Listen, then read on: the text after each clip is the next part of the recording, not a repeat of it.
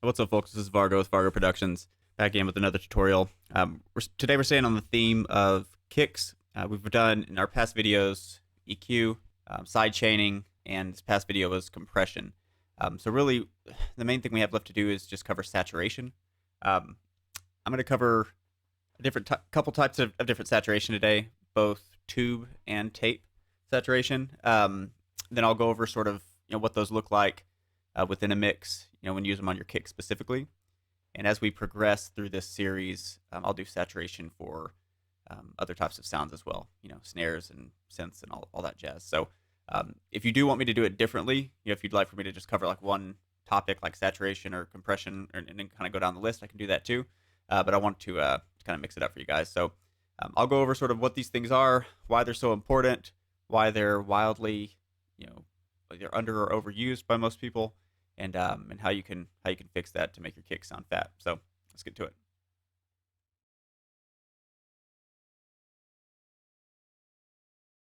All right, cool. So saturation, just to put it simply, is two things. Right? It's a combination of two things: soft knee compression and harmonic generation. And that's all it is. Basically, it's a subtle form of distortion, and it tends to add some pleasant sounding harmonics to the sound that it's placed on. So it basically originates from days of analog. During this time, of course, audio recordings ran through various pieces of hardware, tape machines, tube amps, transistor-based preamps, and whenever these were run through these mediums, they created a type of soft clipping, if you will, and over time, this technique gave recordings, what we seek these days from that older sound. It sounds pleasing to us for a number of reasons, mainly nostalgia, but that's it's a topic for another day. But saturation is incredibly important. So there's actually two main types of saturation that you're going to be using on kicks. This doesn't cover all of the different types of saturation. Of course, I'll go over those in future videos as well. So the two that I'm going to be covering today are one, tape saturation, and two, tube saturation. So I'll start with tape.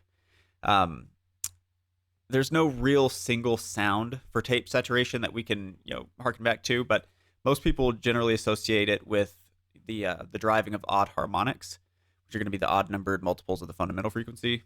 So to put it simply, it gives the signal generally an edgier, kind of more aggressive sound. Some tape saturation can tend to attenuate the high frequencies of a sound, which can create warmth in their own way. But for the most part, we associate that with aggressive, edgier sounds. Not generally what we're going to use on kicks. Generally speaking, the thing we're going to use on kicks is tube saturation. So keep in mind, there's no like formula for this. You will have to kind of play it by ear. See what sounds good. Different sounds will sound better or worse with different types of saturation. So the important thing is to play with it, toy with it, use it, and you'll tend to get better over time. So tube saturation is generally known for its ability to create warmth, and it does this by driving even harmonics, which are also known as like second order harmonics. They're even numbered multiples of the fundamental frequency, and even harmonics create a rich, pleasing sound. And this occurs due to the different reasons than tape saturation. So rather than the odd harmonics that tape saturation creates, like I said, tube creates even.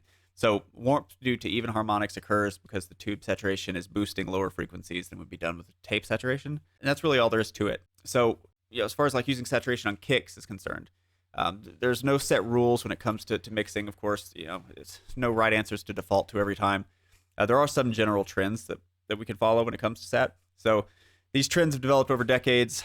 You have a generally strong record when it comes to getting kicks that sound punchy, that cut through the mix without sacrificing the heaviness that we seek when producing, like, for example, like a lo-fi or an old school type of track. So this type of saturation that's used most, of course, is by far tube saturation. Natural warmth is optimal when attempting to accentuate like existing positive features of a kick.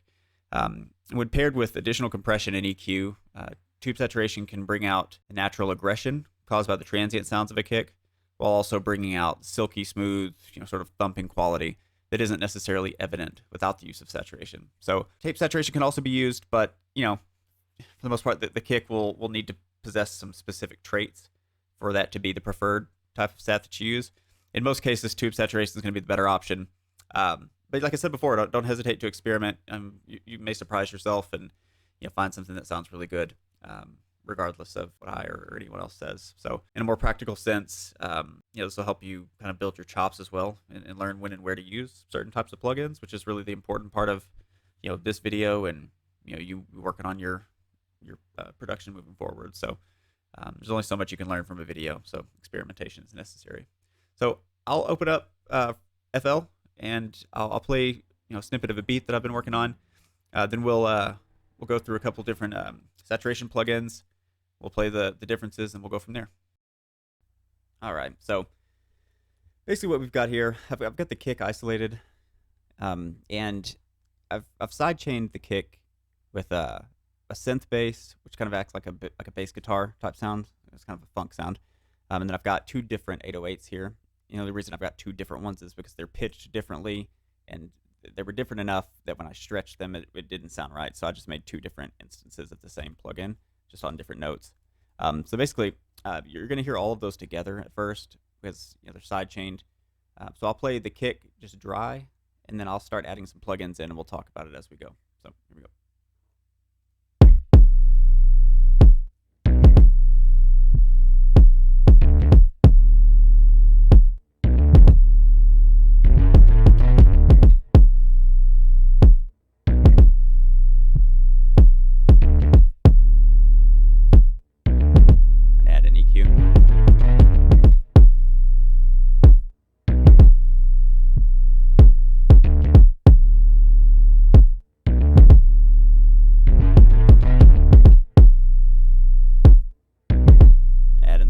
Which is just a 76 model. We talked about this in my last video.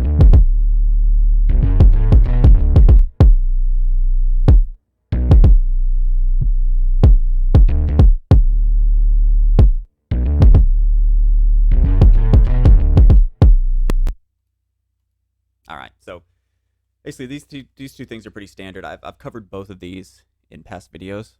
For the EQ, I've basically just raised some of the super low end frequencies, the thuddy, sort of pumpy frequencies, the ones you feel more than hear. That's going to help with, of course, the heaviness of the kick, which is what we're shooting for.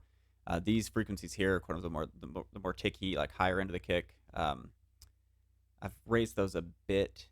You want to be careful with those frequencies when you're looking for heavy kicks, specifically because once it becomes too ticky, it almost has a very distinctive sound that's not going to fit well unless you're using it with a certain type of beat or a certain type of music that it goes well with, like certain types of EDM. So be careful, in these frequencies up here. Sometimes you can even dip these below and cut frequencies, and it sounds better if you're looking for heavy kicks. But in this instance, we raised that a bit. 76 model is just like I talked about in my last video. Mid attack settings, the fastest release settings you can shoot for, the heaviest compression. Basically got about 3 to 4 dB of gain reduction. It's all pretty standard, right? So we've talked about all that. Let's get into the compression, or I'm sorry, let's get into the saturation here. The first one I've used is an M saturator. This is I believe a free plugin. I could be wrong about that, but I'm pretty sure this is free. This is Melda, I think it's the name of the production company. Yeah, Melda Production. So yeah, be sure to check out their website here. Yeah, I think there's a paid version for additional features, I believe, but all of this here is free. So feel free to go check them out and download this saturation plugin if you want. Melda, please sponsor me. No, I'm kidding. Let's take a look at kind of what I've done here. Basically, this is pretty standard stuff. One unique feature about the Melda the M saturator is that it doesn't have it has options for different preset, like tube saturation, tape saturation, that sort of thing. But it also has the ability for you to shape it manually. So what I've done basically is I've picked sort of a soft saturation option, which is generally what you would use for kicks and vocals and stuff like that. A hard saturation is usually more of like an overdrive sound, like you'd put on a guitar. So you don't usually want to use that especially for kicks. So I've done sort of like a soft saturation, turn the analog up a little bit. Um, Basically, input output settings are pretty fine as is, in this instance. Uh, what we really want to look at here is the harmonics, because like we talked about before, there's a big difference between second and third order harmonics. Right? If you remember, second order is the same as even harmonics, is how it'll sometimes be said, and third order harmonics is known as odd harmonics. Odd harmonics usually come out as more aggressive, a little spicy, whereas these come out, second order harmonics come out a bit more smooth and silky. So you may look at this and say, well, why have you only turned it up 13% for the second order harmonics if that's what we're shooting for? That's true, yes, but the thing is, with saturation, like, subtlety is key, because you will destroy a mix by oversaturating even just one sound like the kick. But especially if you put it over a master track or something, you'll ruin it. So 13%, actually quite a bit in this instance, right? It cuts through just fine. It was perfect for what we're looking for. And if I could give you one piece of advice for saturation, it's to underuse rather than overuse. You don't want people to hear that there's saturation put on a sound. You just want it to blend in, right, and sound natural. So basically, I'll go ahead and play this without the plugins again, and I'll just add it in as we go, and I'll let you hear the difference.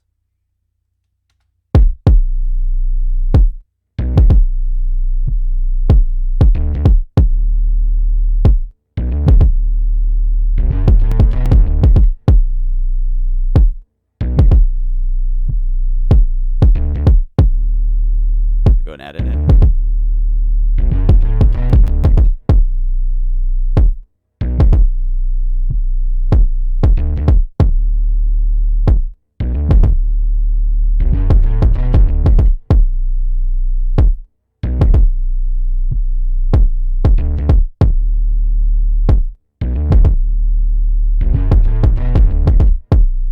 It's a big difference.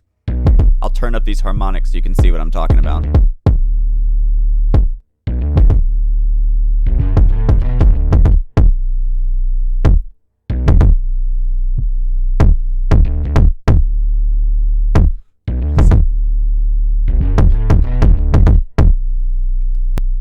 That can get out of hand really quickly. So from 13%, it sounded pretty good up to maybe 30 or 40%. But then once it gets beyond that, it's out of control. It's too saturated. It's overdrivey. It's not what we want.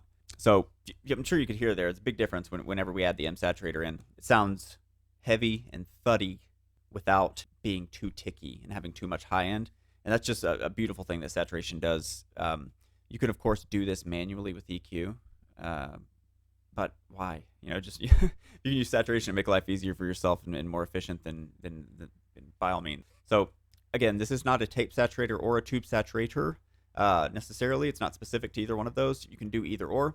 I've gone with tube saturation for this example, and that's kind of what that manifests in, is a heavy, thuddy, warm type of kick. So that's the M saturator. Like I said, check out meldaproduction.com for more information on them. Let's get into the next saturator here that we have, which is going to be the Abbey Road saturator. And I really like the Abbey Road saturator. I think that it's unique in a sense that it's modeled after the equipment that was used at Abbey Road Studios in the 60s.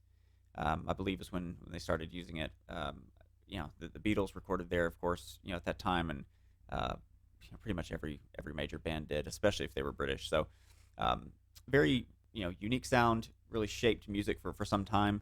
And this line of plugins, I should say, the Abbey Road line is molded after those. Right. So I've never used the hardware there, of course, but from everything I've read and everything I've heard, it's pretty close. And I really like both the saturator plugin. I like the vinyl emulator. So they have a lot of good stuff there. So check them out as well if you're interested. But this saturator here is this tape saturation. This is as far as like options are concerned, it's not nothing too crazy. Right? You've got your input meter, of course.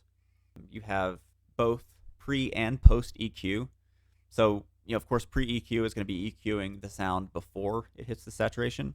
The post EQ is going to be EQing the sound after it's done with the saturation. So these are two massively different things and massively different effects it'll have on a sound.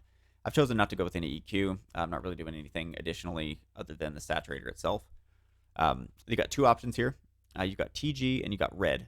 you probably don't know what those are. If you don't know what saturation is, or if you don't know what this equipment is, these are basically just two different boards that were at Abbey Road Studios. They both had a distinctive sound, and that's what they've tried to emulate in this plugin, right? So they sound different whenever they're used, most especially if they're cranked up a bit.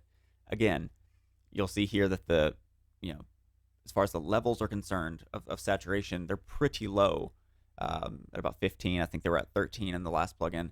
So keeping it low and slow, and subtle is going to be key. So I'll do the same thing. But this time I'll just start it with the plugin activated, and then I'll turn it off so you can kind of hear the difference.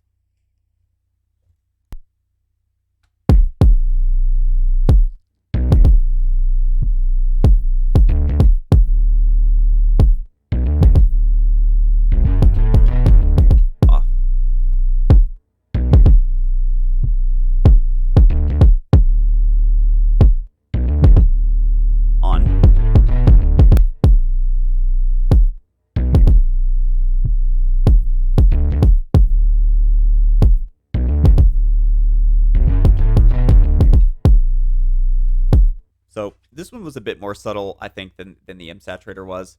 I think the difference between the two here, between the dry sound and the saturated sound, is actually, it's hard to explain, I guess, but it's a sense of realness to the sound. Whenever it's played dry, you can hear it, you can feel it, it sounds pretty good, but there's something about it that's just not natural. It's not, not old school. It sounds very, like a lot of beats these days, unfortunately, it sounds like it's made by a computer, made with a computer. It doesn't have any feel to it or any soul. So whenever you add the saturation in, it kind of gives it a little bit more oomph, if you will. So I'll play it again, but this time I'll toggle between the TG and the red so you can hear the difference between the sounds, and then I'll crank it up a bit so you can kind of hear what too much saturation sounds like, because that's going to be helpful in the future as well. So I'll go ahead and run it one more time.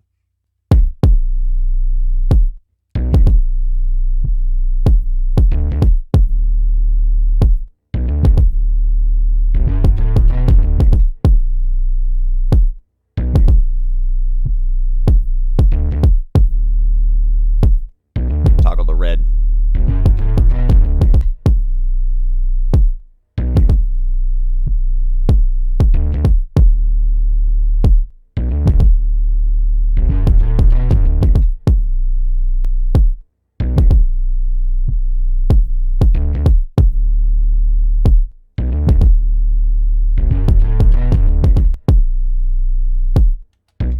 So those are pretty similar when the saturation is cranked, or when it's turned down, rather than when it's cranked up, because they do have some massively different sounds between the two. I think the red in this instance sounds a bit more like wompy in a sense. It's not necessarily what I'm shooting for with this kick, which is more heavy and deep and thuddy. So that's why I didn't go with the red. I went with TG. But I'll play it again, and then I'll crank up the saturation on both so you can kind of hear how it ruins the sound, and then we'll move on to the third one.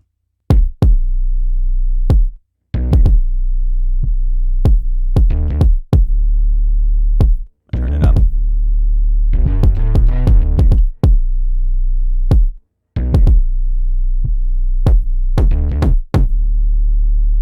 And now it's ruined.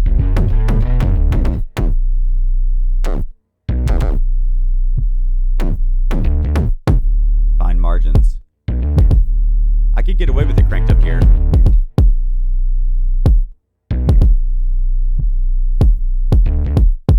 But I like it lower.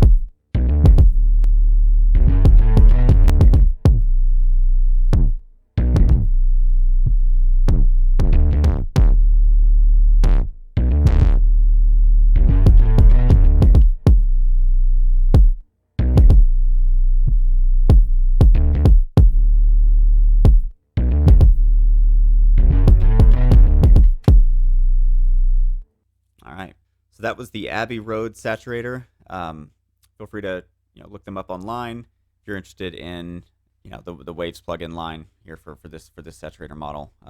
I use it all the time.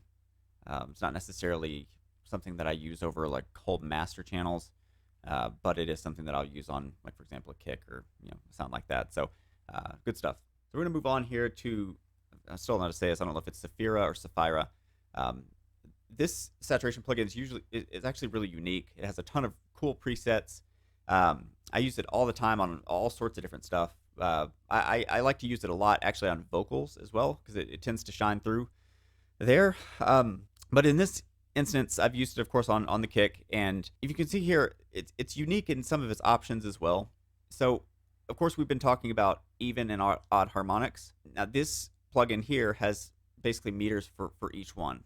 Like, for example, it has send and return for the even harmonics, and it has send and return for the odd harmonics.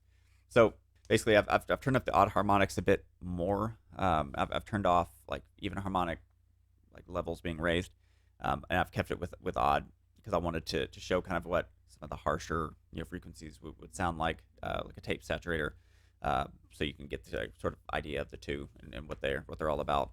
So there's different harmonic modes in this plugin. I mean, there's additionally there's tape emulator here, so I wanted to turn that up as well. And yeah, so I've got warmth and edge sort of across the board here. I'll show you how this sounds, and we'll go from there. So I'll play it dry first.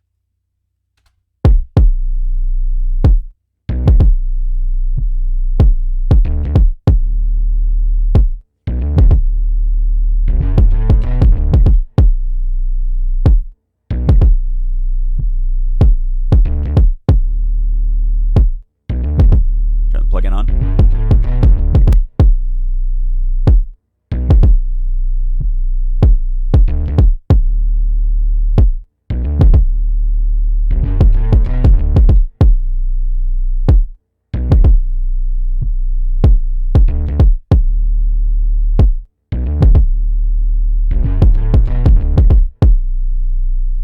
All right, so this one is unique from the other two in that this one did a really good job of accentuating some of the higher frequencies in the kick without being too ticky or too high-endy, if you will. And that's an incredibly useful feature for kicks, especially. I've actually ended up going with this plugin on the final mix, which I'll play for you here in a bit. And it just does a really good job of bringing out some of that high end, while also keeping and maintaining some of the integrity for the thuddy stuff at the bottom. So that one sounds really good. Now you can crank these levels all the way up if you want. I'm not going to do that. We've already kind of looked at what those look like, or what that looks like whenever we do that. So it's kind of a waste of time. But basically, those are the three saturation plugins that I used, right? Or that I wanted to show you. Basically, what I've done is I've kept in the final mix the EQ and the compressor from the beginning. I've kept the Abbey Road saturator and the Saphira. So it's done a good job of sort of accentuating high end, bringing out the low end, like the Abbey Road did. It's led to some good synergy there. And then basically what I've done at the end is I added another compressor. It's very similar to the one before. It's just basically to catch some of any out of control transients. Doesn't do a whole lot, but it brings out some of the punchiness as well. So basically what I've done at the end is I've added in a transient shaper, and this is sort of a bonus for this video. Is I wanted to give you an option on what to do if you've tried EQ, you've tried compression, you've tried saturation, and your kick still isn't really where you want it to be. More often than not, those are going to fix it, or just picking another sound, right? But if you get to the point where your kick needs a little extra something, or any sound for that matter, but mainly drums on these transient shapers, kind of what they're made for. You can find a ton of these online, and these will be potentially helpful for you. So I've gone with just for this example, I've gone with the Tony Maserati DRM drum, basically transient shaper here. This one's pretty cool. It's by Waves as well. It's very simple, actually. I mean, they've got presets for whatever drum you're working on. Of course, BD bass drum or kick is what I'm working on. It's got settings that are easy to identify and know how to use, right? So thump is going to be your low end. Of course, snap is your mid high. Treble is your high end. And then of course it's got sensitivity, and it's got like an output meter. So nothing too crazy. I basically turned up some of the thump, kept the snap and the treble down a bit, turned up sensitivity, and basically I'll play the sound with no plugins, Then I'll add in the saturators and the initial, EQ and compressor. Then I'll add in at the end the new compressor and the transient shaper, so you can hear kind of what this sounds like at the end, and then I'll play the entire beat again with the plugins. So let's go ahead and do that. Play it dry first.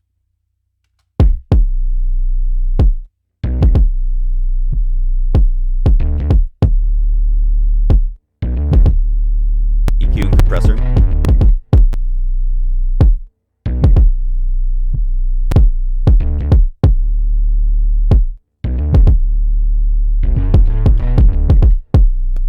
Abbey Road.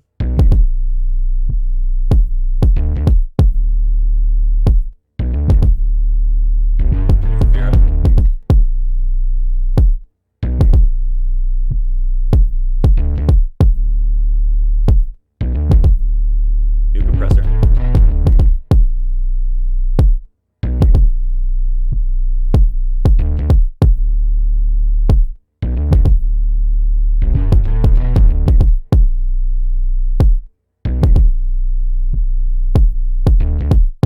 Let's add in the transient shaper to finish it off.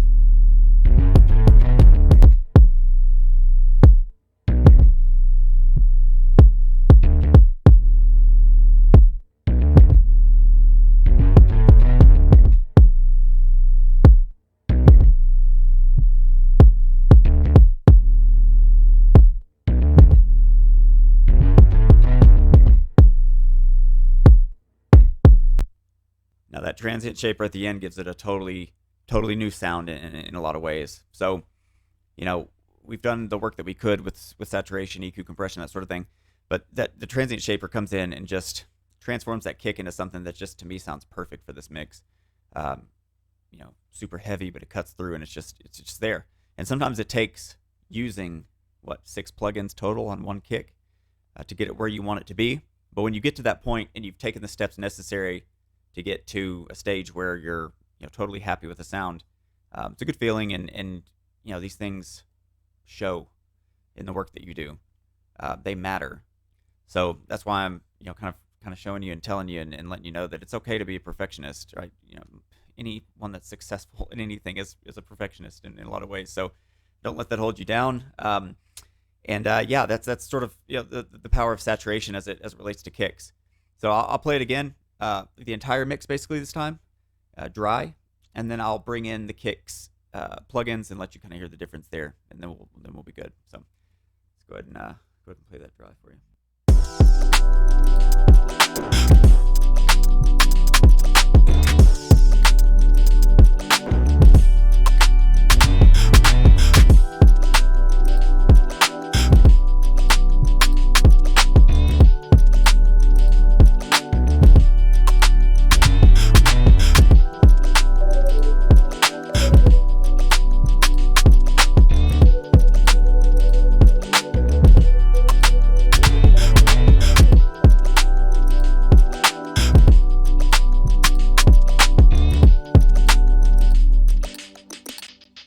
So again, kicks a little boring in that mix, but here's the with the plugins active.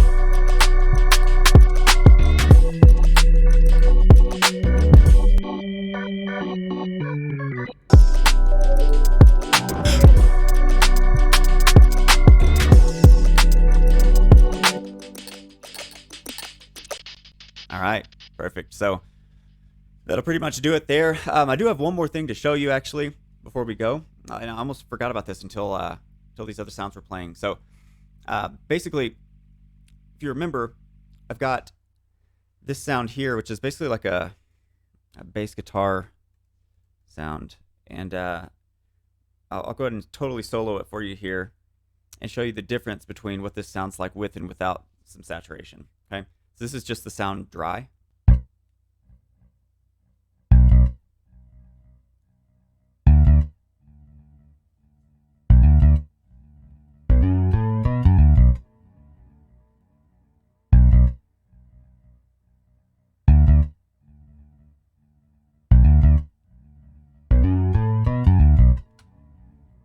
Okay, so cool sound comes from the Roland Phantom, one of the actual presets actually.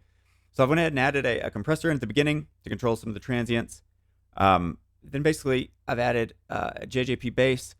It doesn't do a whole lot for it, and in this instance, not really necessarily what we're talking about here.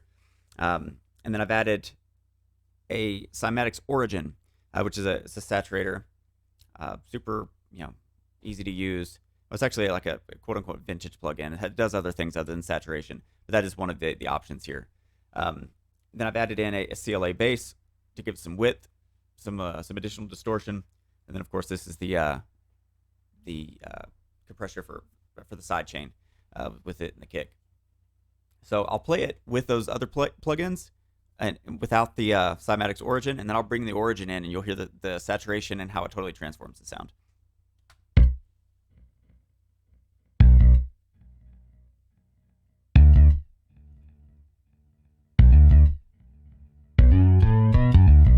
It sounds better with the other plugins, but not as good as it will here in a second. I'll add the Origin in now so you'll hear.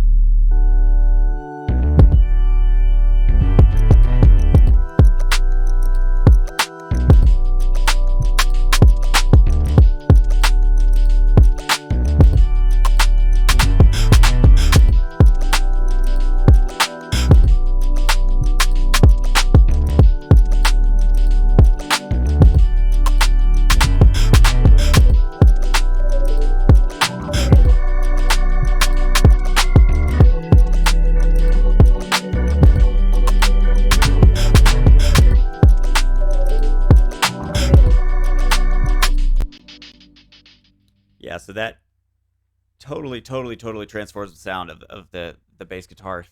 And I had the saturation cranked up. Here I've got basically got it on like a drive saturation setting, cranked up pretty high, and then it gives it the aggressiveness that it needs to cut through a mix, because bass guitar is hard. I mean, anyone that's ever mixed bass knows you can get the low end pretty easily, but you can't get it to cut through and make it sound great. Sound like those like 70s funk albums, from back in the day, like an Earth, Wind and Fire or something, right? And they did such a good job then of mixing these things that thankfully we got the computer tools to do it now. So cranking up that saturation and some of the drive is a good way for that to cut through. And to me, it just makes the sound, it makes it sound so much better. So again, that'll pretty much do it as far as this information is concerned. This video went a little longer than I expected it to, so I appreciate you guys sticking around.